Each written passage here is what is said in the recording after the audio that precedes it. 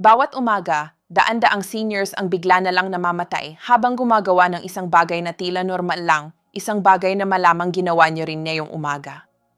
Ang American Heart Association ay nag-report na 7 sa bawat 10 biglaang cardiac death sa seniors ay nangyayari during a specific activity sa unang oras ng umaga. Ang mas nakakagulat, 89 out of 100 people ay walang idea na sila ay nasa risk. Ang mga cardiologist ay tumatawag dito na the most dangerous hour of the day at karamihan sa atin ay dumadaan dito without any precaution. Sa susunod na 15 minutes, malalaman nyo kung ano exactly ang activity na ito, bakit ito napakadelikado after 60 years old, ang 7 signs na kayo ay nasa risk ngayon at ang exact protocol na pwedeng mag-protect sa inyo. Kung kayo ay 50 years old or older, o may kilala kayong ganito ang edad, ang information na ito ay literally pwedeng makaligtas ng buhay. Pakinggan niyo ng mabuti. Napaka-importante nito. Ang sudden cardiac death ay kapag ang puso niyo ay tumigil ng walang warning. Walang gradual na sakit, walang time para mag-react. Sa loob ng ilang segundo, mawawalan kayo ng consciousness. According sa National Heart, Lung and Blood Institute, more than 325,000 people sa United States ang nagsuffer ng sudden cardiac death every year. Iyan ay almost 100 people every day. Sa seniors na 60 years old or older, ang risk ay multiply pa. At ito ang pinaka-importanting data. Ang studies na published sa journal na Circulation ay nagpapakita na between 6 VA and 12 noon, ang risk ng sudden cardiac death ay 3 times higher compared sa any other time of the day. Bakit? Kasi may specific activity na ginagawa ng karamihan ng seniors immediately after waking up without knowing na inilalagay nila ang kanilang puso under extreme stress sa time na pinaka-vulnerable ito. Sa video na ito, matututunan nyo kung ano exactly ang activity na iyan, bakit ang umaga ay napakadelikado para sa puso ninyo, ang warning signs na sinasabi ng katawan nyo ngayon, ang risk factors na baka hindi nyo alam, at ang safety protocol na recommended ng mga cardiologist para sa seniors. Lahat ng ito ay backed by research from Mayo Clinic, American Heart Association, at studies na published sa most important medical journals sa mundo. Hindi ako nandito para takutin kayo, nandito ako para turuan kayo, kasi ang knowledge ay pwedeng maging difference between preventing a cardiac event o maging parte ng statistics. Ngayon, tara sa information na kailangan ninyong malaman. Ang activity na naglalagay sa risk sa milyon-milyong seniors every morning ay ang pagtayo ng mabilis from the bed at immediate physical effort sa first hours after waking up. Let me be more specific. Ang paglukso from the bed agad pagtunog ng alarm. Ang pagpunta agad sa bathroom. Ang pagbuhat ng heavy objects sa first 30 minutes. Ang intense exercise within the first hour of waking up. Ang pag-shower ng very hot or very cold water agad-agad. Ang pag-akyat ng stairs ng mabilis pagkagising. Bago kayo mag-isip na, ginagawa ko yan everyday, let me explain bakit ito ay dangerous, especially after 60 years old. Kasi ang umaga ay ang time ng highest risk. During the night, habang natutulog kayo, ang katawan nyo ay pumapasok sa rest mode. Ang blood pressure nyo ay bumababa, ang heart rate ay bumabagal. Ito ay isang state ng energy conservation. Pagkagising nyo, ang katawan nyo ay naglalabas ng stress hormones. Cortisol, adrenaline, noradrenaline. Ito ay completely normal. Ang problema ay kung ano ang ginagawa nyo during this transition period. Ang isang study na published sa JAMA Cardiology noong 2023 ay nag-follow sa 15,000 seniors for 10 years. Ang mga taong tumayo ng mabilis at nag-perform ng intense physical activity sa first 30 minutes of waking up ay may 340% more risk ng sudden cardiac death compared sa mga may gradual morning routine. Nagpakita rin sila ng 267% more risk ng acute heart attack at 178% more risk ng serious arrhythmias. Ano ang nangyayari sa katawan nyo kapag tumayo kayo ng mabilis? Sa first 5 minutes after waking up, ang nervous system nyo ay nag-activate. Ang blood pressure nyo ay tumaas between 20 and 30 points in seconds. Ang heart rate nyo ay tataas from 50 or 60 beats per minute to 80 or 100. Kung tumayo kayo ng very fast, ang blood pressure nyo ay pwedeng tumaas up to 40 or 50 additional points in less than 30 seconds. Para sa young and healthy heart, manageable ito. Pero para sa 60-year-old heart or older, with arteries na nawalan na ng elasticity, ito ay significant stress. Kung magagawa pa ninyo ang immediate physical effort like lifting something heavy o pag-akyat ng stairs, ang puso nyo ay kailangang mag-pump ng very strong, habang ang coronary arteries nyo ay partially constricted pa. Ang blood nyo ay mas thick than normal, at ang platelets nyo ay more reactive. Ang study from Harvard University ay nag-analyze ng 1,800 cases ng sudden cardiac death. Ang 52% ay nangyari between 6 VA and 10 day, at sa mga iyon, ang 74% ay nangyari during or immediately after specific activities. Ang pagtawid training, 34%. Ang pagbuhat ng heavy objects, 22%. Ang sudden intense exercise, 18%. Bakit mas dangerous ito after 60 years old? After 60, ang arteries nyo ay mas rigid, may more fat plaques na naka-accumulate. Ang blood pressure regulation system nyo ay mas slow na mag-respond sa changes in position. Ang blood nyo ay mas prone na mag-form ng clots, at ang puso nyo ay may less reserve para mag-handle ng sudden stress. Ito ay combination na significantly nag-increase ng risk kapag dinagdag nyo ang stress ng pagtayo at pag-effort ng mabilis. Ang DRA. Elena Santos ay nag-explain na ang first 2 hours after waking up ay ang period of highest cardiovascular vulnerability ng day. Para sa seniors na may known or undiagnosed heart disease, ang pagtayo ng mabilis at immediate physical effort ay considerably nag-increase ng risk ng cardiac events. Ngayong alam niyo na ang risk, kailangan ninyong malaman ang warning signs. May 7 warning signs na kayo ay nasa risk. Kung mayroon kayo ng any of these signs, especially kung nangyayari ito in the morning, importante na makipag-consult kayo sa cardiologist. Sign number 1, dizziness or lightheadedness kapag tumayo kayo from the bed. Kapag tumayo kayo at parang umiikot ang paligid o pakiramdam nyo ay mawawalan kayo ng malay, sinasabi ng katawan nyo na ang cardiovascular system nyo ay hindi makakompensate sa change of position quickly. Ito ay tinatawag na orthostatic hypotension. Ang study from Mayo Clinic ay nakahanap na ang mga taong may condition na ito ay may 2.5 times more risk ng serious cardiac events. Sign number 2, pain, pressure, or discomfort sa chest during the morning. Kahit mild lang ang pain, kahit ilang seconds lang, ang puso nyo ay pwedeng nag-indicate na hindi ito enough ang oxygen na natatanggap nito. Ang morning angina ay especially importante na pansinin kasi nag-indicate ito na ang puso nyo ay under stress exactly when it's most vulnerable. Sign number 3, palpitations or irregular heartbeats, especially kung nangyayari upon waking or during the first 30 minutes. Ang morning arrhythmias ay sign na ang electrical system ng puso nyo ay pwedeng unstable. Ang study from Stanford ay nakahanap na ang 68% ng mga taong nag-suffer ng sudden death ay naka-experience ng palpitations sa previous weeks pero hindi nila ito pinansin. Sign number 4, shortness of breath upon waking or with minimal activity. Kung nagigising kayo na walang hangin o nawawala ng hininga sa paglakad lang sa bathroom o pag-akyat ng ilang steps, ang puso nyo ay hindi efficiently nag-pump. Ito ay pwedeng mag-indicate ng early heart failure o coronary disease na kailangan ng medical attention. Sign number 5, cold sweating or nausea without apparent reason. Maraming tao ang nag-report ng sensation na may something wrong minutes or hours before a cardiac event ang katawan nyo ay nag-perceive ng stress ng puso nyo at nagpapadala ng alarm signals. Kung nakakaramdam kayo ng sudden cold sweat, unexplained nausea o extreme anxiety upon waking, importante na maghanap ng medical attention. Sign number 6, extreme fatigue na hindi umi-improve with rest kung nagigising kayo na pagod kahit 8 hours kayo natulog. Kung ang simple activities ay napapagod na kayo. Kung hindi niyo na magawa ang mga bagay na dati ninyong ginagawa without effort. Ang severe fatigue sa seniors ay pwedeng sign ng heart failure o coronary disease na kailangan ng evaluation. Sign number 7, swelling sa feet, ankles, or legs. Kapag ang puso nyo ay hindi efficiently nag-pump, ang fluid ay nag-accumulate sa extremities nyo because of gravity.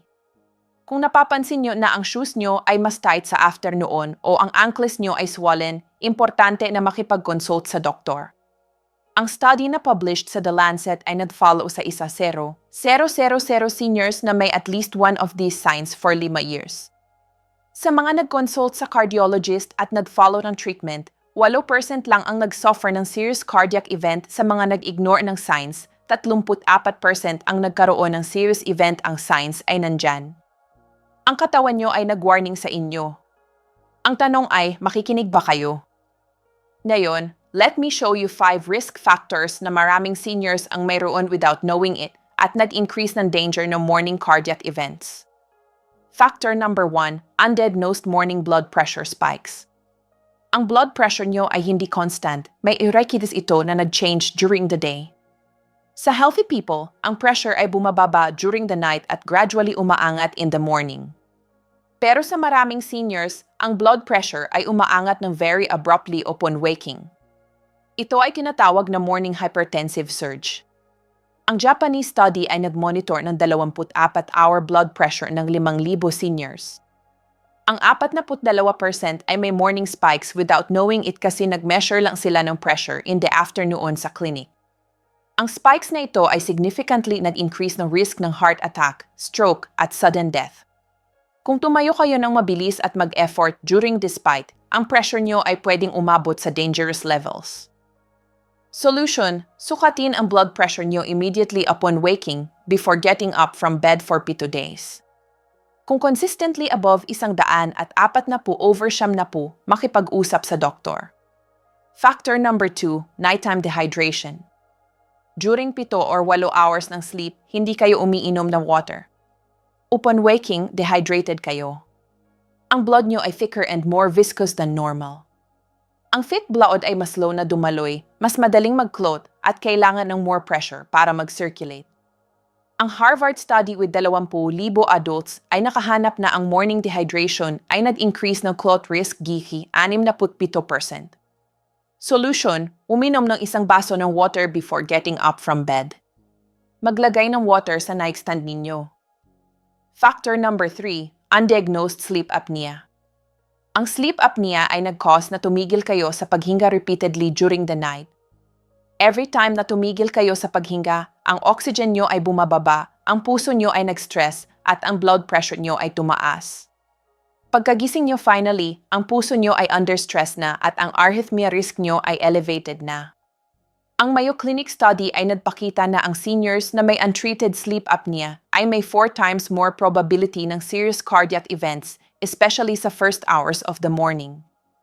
Ang 80% ng mga taong may sleep apnea ay hindi alam na mayroon sila nito. Ang signs, loud snoring, waking up gasping, headache upon waking, extreme tiredness during the day. Solution, kung may signs kayo, makipag-consult sa doctor about a sleep study. Factor number 4, chronic constipation. Ang extreme straining during bowel movement ay dramatically nag-increase ng pressure, nag-reduce ng blood return sa puso, at nag-cause ng blood pressure spikes. Para sa someone na may partially blocked arteries, ang straining ay pwedeng maging trigger na mag-cause ng heart attack o serious arrhythmia. Ang British study ay nag-analyze ng 500 cases ng sudden death sa home. Ang 16% ay namatay sa bathroom at sa mga iyon, ang 72% ay may history ng chronic constipation. Solution, tratuhin ang constipation with fiber, water, at kung kailangan, mild laxatives na recommended ng doktor. Huwag mag-stray ng extreme. Factor number 5, poorly timed medications. Ang timing ng pag-inom ng medicines nyo ay importante. Kung umiinom kayo ng blood pressure medicine in the morning with breakfast, ang medicine ay hindi pa nag-take effect during the morning blood pressure spike. Ang Spanish study noong 2019 ay nakahanap na ang pag-change ng blood pressure medicines from morning to nighttime ay nag-reduce ng serious cardiovascular events yihi 45%. Solution, makipag-usap sa doctor about when to take medicines para better protection sa morning hours. Ang factors na ito ay common, manageable, at pwedeng gumawa ng big difference sa risk nyo. Ngayon ang most important part, ang step-by-step protocol na pwedeng mag-protect sa inyo every morning. Ang protocol na ito ay specifically designed para sa seniors at based sa cardiological research. Ang Safe Waking Protocol in 6 steps. Step number 1, gradual awakening, 2 to 3 minutes. Kapag tumunog ang alarm nyo, huwag lumukso from the bed. Instead, gently turn off ang alarm at manatili pa sa bed ng 30 seconds. Huminga ng malalim ng 5 times. Inhale for 4 seconds, exhale for 6 seconds. Igalaw gently ang fingers ng hands and feet. Iliko ang head ng dahan-dahan from side to side. Ito ay nag-allow sa nervous system nyo na mag-transition from sleep to wakefulness gradually without sudden stress. Step number 2, immediate hydration while lying down.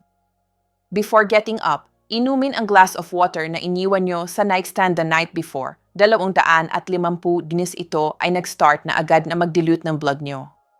Kung may morning medicines kayong in-indicate ng doctor na taken on empty stomach, inumin itong ngayon with water before getting up. Step number 3, sitting on the bed, 2 to 3 minutes. Slowly turn to your side. Gamitin ang arms para mag-push into sitting position sa edge ng bed. Huwag tumayo pa. Sit on the edge ng bed with feet hanging for 2 to 3 full minutes. During this time, breathe normally. Hayaan ang blood pressure nyo na mag-adjust. Igalaw ang ankles in circles. Kung nakakaramdam ng dizziness, stay seated until it passes.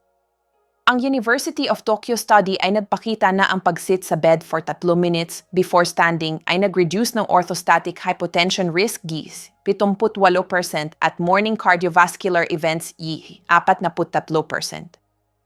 Step number 4, standing in stages, 1 minute. After 2 to 3 minutes na nakaupo, slowly stand up using your arms for support. Once standing, stay still for 30 seconds. Hold on to something stable like your nightstand or the bed. Evaluate how you feel. Kung nakakaramdam ng anything abnormal, sit down immediately.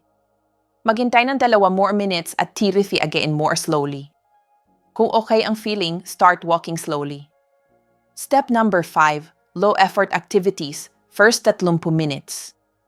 During the first 30 minutes after getting up, gumawa lang ng low-effort activities. Slow walking, going to the bathroom without rush, washing face with warm water, dressing slowly, preparing light breakfast, drinking more water. Huwag gumawa sa 30 minutes na ito, lifting anything heavy, climbing stairs quickly, exercise of any kind, very hot or very cold shower, going out sa cold without warming up, extreme straining, sudden or fast movements. Step number 6, breakfast and normal life after 30 to 60 minutes.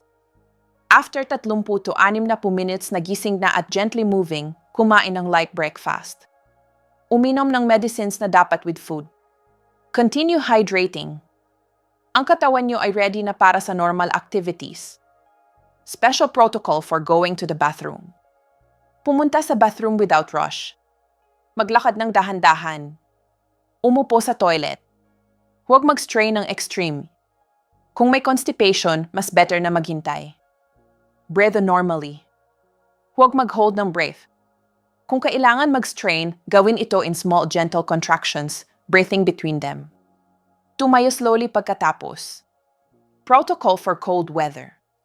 Ang extreme cold ay nag-constrict ng blood vessels nyo. Kung nakatira kayo sa cold climate, ay warm ang room nyo before getting up. Magsuot ng warm clothes before leaving the bed. Maghintay ng 45 to 60 minutes after waking before going out sa cold. Kapag lalabas, takpan ang head, neck at chest especially. Total time for the protocol. Ang complete protocol na ito ay tumatagal lang ng 0 to 15 additional minutes sa morning nyo. Ito ang 15 most important minutes ng day nyo. Ang Italian study ay nag-implement ng protocol na ito sa 2,500 high-risk cardiovascular seniors. After 3 years, 68% reduction sa morning cardiovascular events, 72% reduction sa morning falls, 61% reduction sa emergency hospitalizations. Ang protocol ay gumagana, pero only if you follow it every day. Ngayon, kailangan ninyong malaman kung ano exactly ang gagawin. Kung nakakaramdam kayo ng symptoms ng heart attack, ang mga symptoms na ito ay medical emergency. Pain, pressure, or tightness sa center ng chest na tumatagal more than a few minutes or comes and goes. Pain na sumasakit sa left arm, jaw, back, neck, or stomach. Severe shortness of breath, sudden cold sweat, nausea or vomiting, extreme dizziness, violent palpitations with feeling of fainting. Emergency protocol, every second counts. First, umupo o humiga immediately. Huwag manatiling nakatayo. Second, tumawag sa emergency number agad. Huwag maghintay na mawala. Kung mag-isa kayo, tumawag kayo. Kung may kasama kayo, let them call habang humihiga kayo. Third, sabihin clearly sa operator, I think I'm having a heart attack, plus your exact address. Ang operator ay magstay on the line at magpapadala ng ambulance. Fourth, kung may aspirin kayong 81 or 100 mumuya ng 1 tablet, huwag lunukit na buo. Ang chewed aspirin ay nag-start na mag-work in 5 minutes at pwedeng tumulong. Fifth, loosen tight clothes. Kung may prescribed nitroglycerin kayo, use it according sa doctor's instructions. Huwag mag-drive sa hospital isa yourself. Stay as calm as possible. Breathe slowly and deeply. Time is life. Sa heart attack, every minute na walang treatment ay nag-cause ng more damage. Ang modern treatments ay pwedeng makaligtas ng buhay nyo, pero only if makaabot kayo sa hospital quickly. Treatment in first 60 minutes, 75% survival. Treatment in 60 to 120 minutes, 80%. Treatment after 3 hours, 50%. Other times of the day na kailangan ng precaution. After big meals, especially dinner, kumain ng moderate portions at mag-rest ng 30 minutes after eating. During very hot shower or bath, use warm water, ventilate the bathroom, have non-slip mat, stand up slowly. Sudden exposure to extreme cold, dress warmly before going out, cover nose and mouth. Extreme emotional stress, kung facing a very stressful situation at feeling cardiac symptoms, seek medical help. Long-term prevention. Blood pressure control, cholesterol and triglyceride management, diabetes control, no smoking, healthy weight, regular but not sudden intense morning exercise, healthy diet, stress management, adequate sleep, regular cardiac evaluations. Ang health nyo ay nasa hands nyo. Let me share real cases para maintindihan nyo ang impact ng information na ito. Roberto, 72 years old, life saved. Si Roberto ay may diabetes, high blood pressure, at elevated cholesterol. For years, tumalon siya from bed immediately pagtunog ng alarm at 6 day, tumatakbo sa stairs, tapos pumupunta sa bathroom kung saan nag-strain siya ng extreme because of constipation. One morning, nakaramdam siya ng chest pressure at dizziness. Natakot siya at tumawag ng emergency. Dumating sila in 7 minutes. May acute heart attack siya in progress. Nilagyan siya ng 2 stents. Nabuhay siya. Ang cardiologist ay nag-explain ang danger ng morning routine niya. Si Roberto ay nag-implement ng safe waking protocol. Trinatuhan niya ang constipation. Ngayon, 3 years later, okay siya. Sinasabi niya na ang 15 extra minutes in the morning ay nag-save ng life niya. Carmen, 69 years old, saved beside the protocol. Si Carmen ay nakakita ng similar information sa video at na-decide na baguhin ang routine. Nag-implement siya ng protocol. Gradual waking, hydrate, sit for 3 minutes, stand slowly. 2 weeks later, habang nakaupo siya sa edge ng bed, sa minute 2 ng protocol, nakaramdam siya ng violent palpitations at extreme dizziness. Kasi nakaupo siya, hindi siya nahulog. Natawagan niya ang daughter niya na malapit lang nakatira. Ang daughter niya ay dumating in 5 minutes at tumawag ng ambulance. Si Carmen ay may high-frequency atrial fibrillation. Sa hospital, na-stabilize siya at na-discover ang valve problem na kailangan ng treatment. Sinabi ng cardiologist na kung standing or walking siya nung nag-start ang arrhythmia, malamang na nahimatay siya at nabangga ang ulo. Ang fact na nakaupo siya following the protocol ay nag-give ng time para mag-react. Nag-receive si Carmen ng treatment. 2 years later, healthy siya. Ang equation ay simple. Safe waking protocol, 15 minutes, equals 68% reduction sa risk ng morning cardiovascular events. Worth it ba ang 15 minutes ng morning nyo? Kayo lang ang makakasagot ng tanong na yan, pero ngayon may information na kayo. Let's recap ang essential na kailangan ninyong tandaan at i-apply tomorrow. Ang risky activity, pagtayo ng mabilis from bed at immediate physical effort sa first hours after waking, 340% more risk. Bakit dangerous? Hormone surge upon waking, blood pressure rises violently, blood is thicker from nighttime dehydration, heart is vulnerable at maximum risk between 6 and 10 death, 7 warning signs. Dizziness upon standing, morning chest pain, palpitations, shortness of breath, cold sweating, extreme fatigue, leg swelling. 5 hidden risk factors. Morning pressure spikes, nighttime dehydration, sleep apnea, constipation, poorly timed medications. Safe waking protocol. Gradual awakening, 2 to 3 minutes. Hydrate while lying down. Sit on edge of bed, 2 to 3 minutes. Stand slowly, 1 minute. Low effort activities only, first 30 minutes. Breakfast and normal life, after 30 to 60 minutes. Total time, 0 to 15 minutes. Risk reduction, 68%.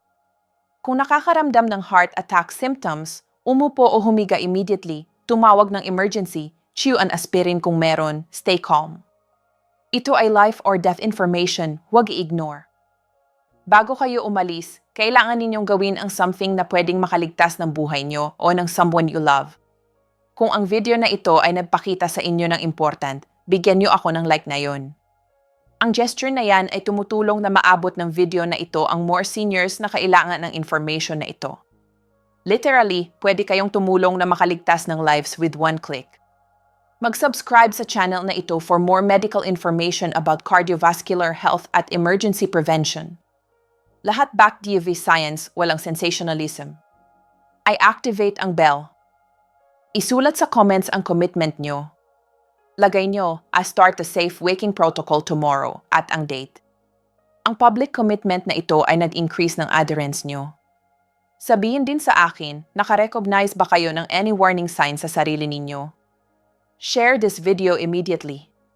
Mag-isip ng 3 people na older than 60 years old na kilala nyo. Ang father nyo, mother nyo, relative, friend. Send them this link sa messenger with message. Watch this complete video. May important information about heart health. Hindi exaggeration. 325,000 people ang namamatay ng sudden cardiac death every year. Ang 52% ay sa morning hours at maraming cases ay pwedeng ma-prevent with this protocol. Ang promise ko, kung i-implement nyo ang safe waking protocol for 30 days, makikita nyo ang positive changes.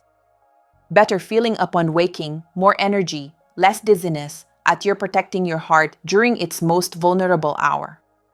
Thousands of people ang nag-change no morning routine after seeing information like this. Ngayon, turn nyo na. Final reflection. Tonight, kapag matutulog na kayo, mag-iwan ng glass of water sa nightstand nyo. Ilagay ang phone within reach. Remember the protocol. Tomorrow, kapag tumunog ang alarm, gagawa kayo ng decision. Pwede kayong lumukso from bed like you always do, o pwede kayong kumuha ng 15 minutes para gradually wake up at protect your heart. Ito ay 15 minutes na pwedeng magbigay sa inyo ng many more years of life. Ang puso nyo ay nagbeat non-stop since before you were born. Nagpump ito ng millions of liters of blood. Nag-keep sa inyo alive every second of your existence. Ngayon turn nyo na to take care of it, to protect it, to give it 15 minutes na deserve nito every morning. Gawin ito tomorrow, hindi Monday, hindi when you remember, tomorrow. Set your alarm 15 minutes earlier kung kailangan, pero gawin ito. Thank you for being here. Thank you for valuing your life. Live many more years with safety, with awareness, with the protocol. See you sa next video. Take care of your heart. Hanggang sa muli.